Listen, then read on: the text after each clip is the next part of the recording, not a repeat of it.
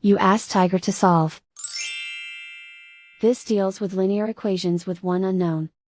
The final result is c equals -25.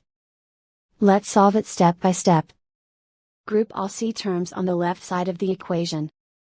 Subtract 2c over 5 from both sides. Group like terms. Combine the fractions.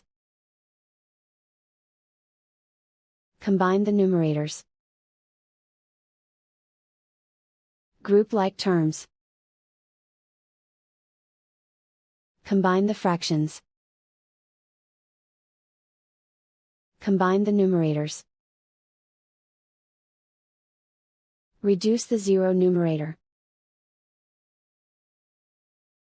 Simplify the arithmetic. Group all constants on the right side of the equation.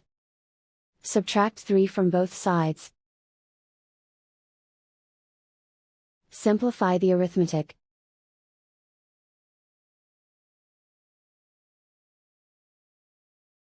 Isolate the c. Multiply both sides by inverse fraction 5 over 1.